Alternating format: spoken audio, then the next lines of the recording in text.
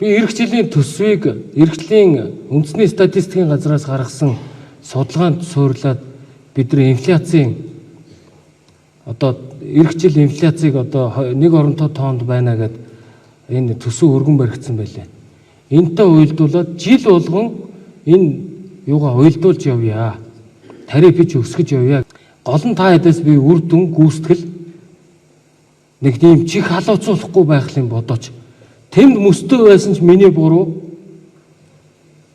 Тэнд цас оорсон байсан ч миний буруу болж байгаа шүү дээ.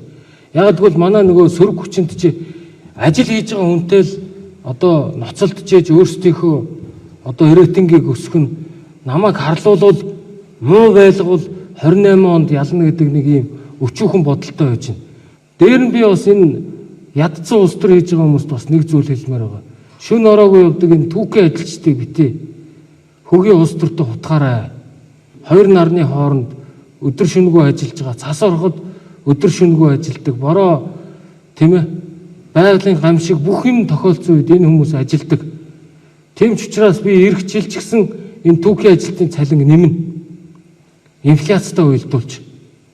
Энийг та хэд би тарифыг өсгөж өгнө. Та хэд яг уялдуулж нэмэх ёстой. Хэдүүлээ энэ дэлхийн нийт хөгжиж байгаа улс орнууд, хөгжсөн улс орнууд хиймэл оюун ухаан яриад байна.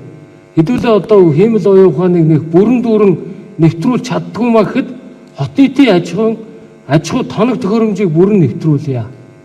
Нэвтрүүлсэн тоног төхөөрөмжүүдээ олон үйлдэлтэй ийм функционал байдлаар хэдүүлээ ашиглаж сурмаар байна.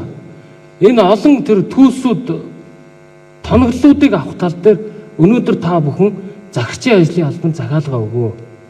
Тэгээ бид нар та бүхэнд лизингээр төрөөсөр энэ зүйлүүдийг чи худалдаж авч өгье.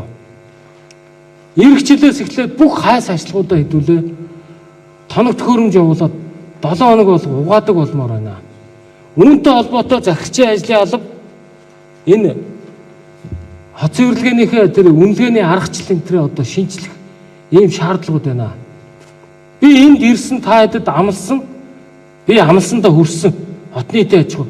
Би жил болгон инфляцийн түвшинтэй уялдуулъя гэдэг бол энэ аль салбарт байхгүй юм шинжилэл. Тэгээ би та нарыг хүссэн техникүүдийг лизингээр авч өгье. Яг эцсийн хэрэглэгч үйлдвэрлэгчээс нь авч өгье.